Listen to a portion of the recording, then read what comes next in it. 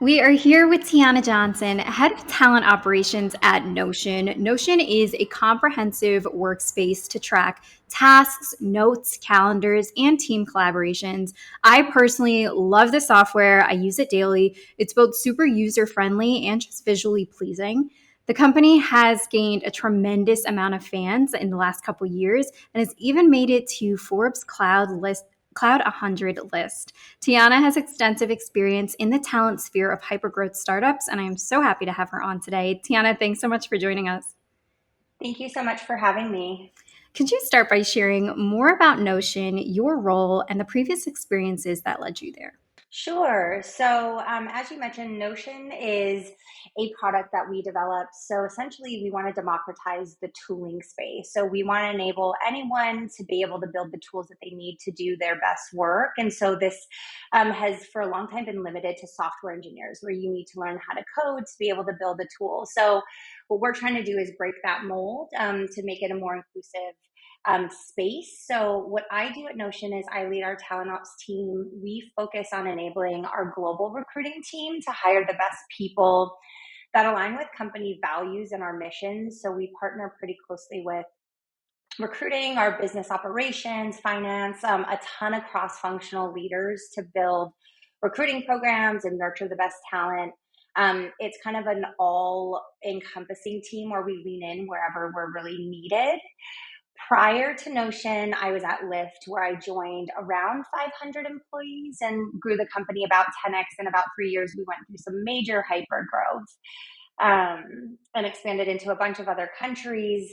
I was building engineering and product teams there, which was really exciting since we scaled those teams in particular, probably 15x in the time that I was there.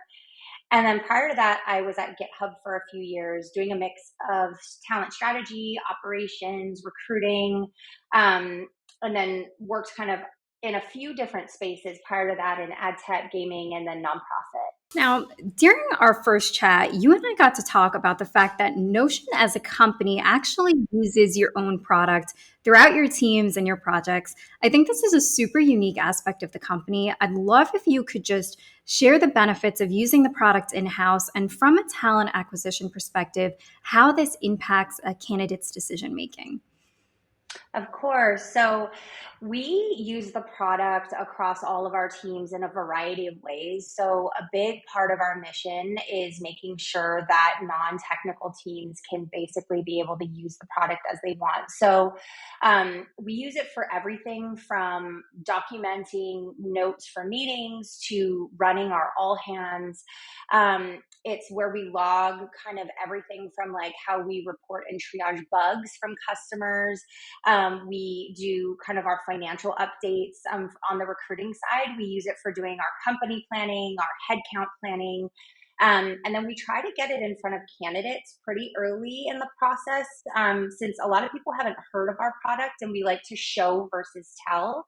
So we build out these really cool interview guides that we share pretty early on with candidates to show them what the interview process will look like for that role, guide them through, give them a little bit more insight into how to prepare, talk them through our mission and values. So it's a really great way for us to demonstrate how we use our product kind of within the different teams. But I would say it's also a great way for us to have this like added layer of transparency across the company.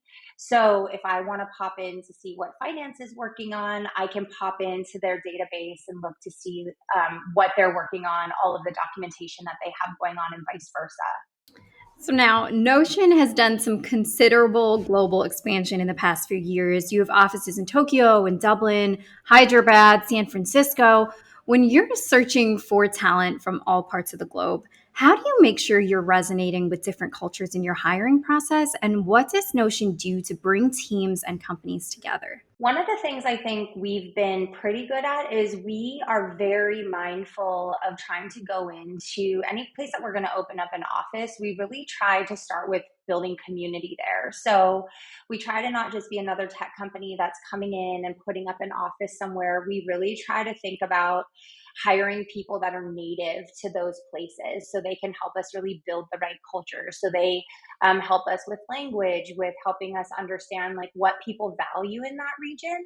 I would say the other thing that we do is we partner with a lot of local businesses in a lot of the communities where we have offices. So we do a lot of ordering lunches from those small businesses. We do a lot of ordering goods from those small businesses. So we really try to like give back to the community and do volunteering in those areas. And that's typically how we've been trying to kind of bring Notion together with the cultures and with the people that we're kind of hiring in those areas. I would say we really care about candidate experience. And so we gather candidate feedback also throughout the entire hiring process.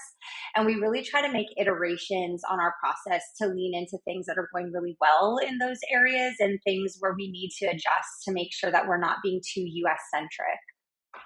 Now, switching gears into your personal work journey, you started in HR and moved more into the recruitment space where most people actually do the opposite. So, how did your HR background contribute to what you brought into talent acquisition and recruitment, whether that was strategies or efficiencies or mindsets?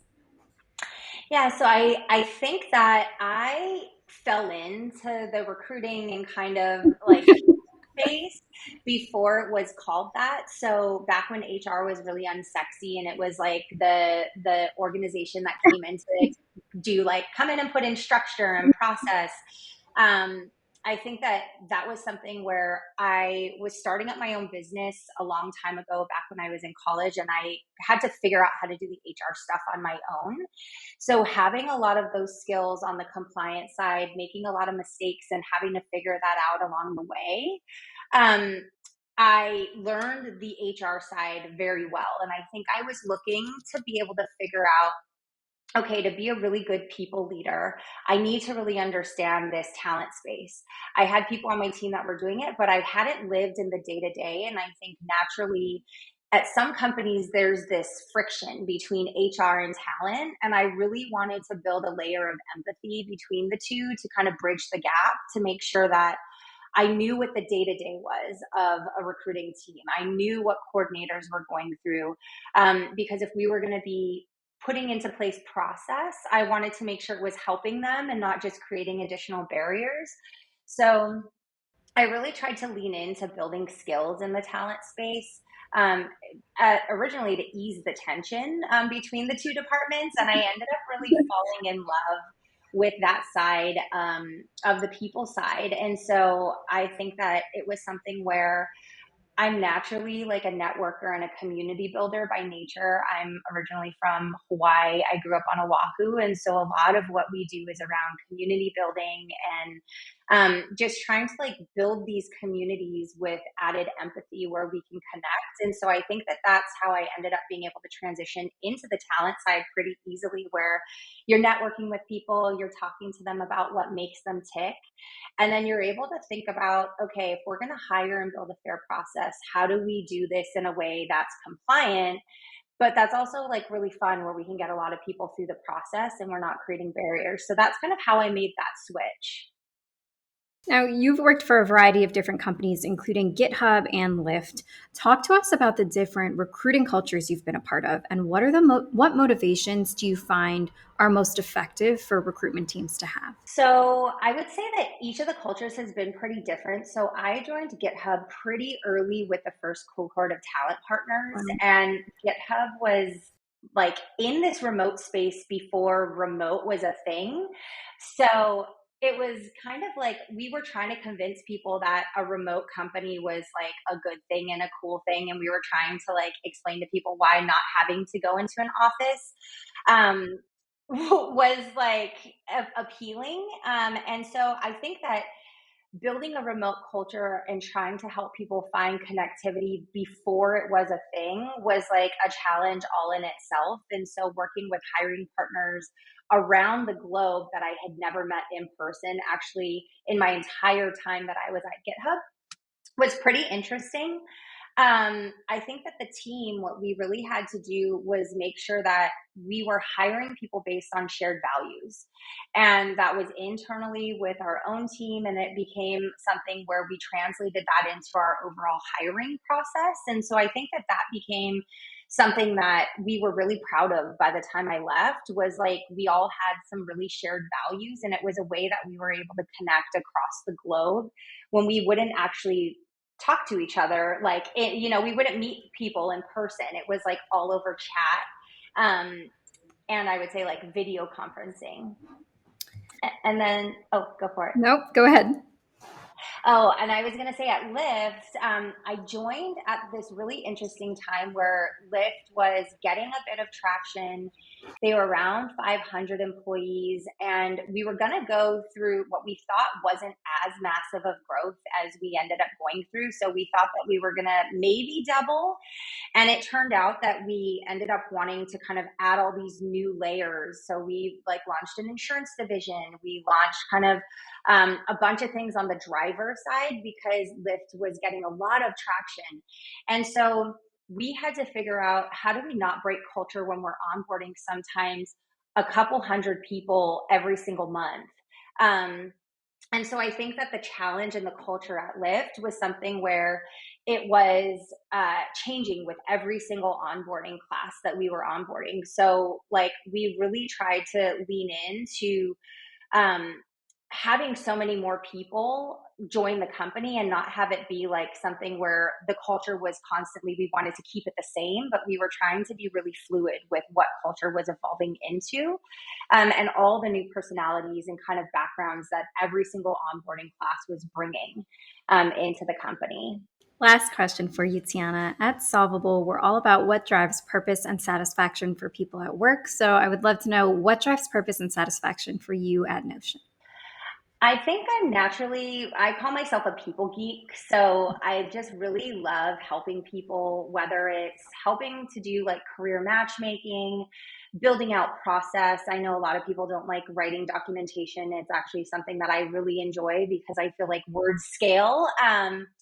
Developing programs, I think that um, I really enjoyed diversifying the way that I can contribute to an organization. So, really being able to lean in wherever would have the biggest impact. I get a lot of energy from buying people their time back. So, like thinking about where I can operationalize a manual process or where I can create scalable real resources.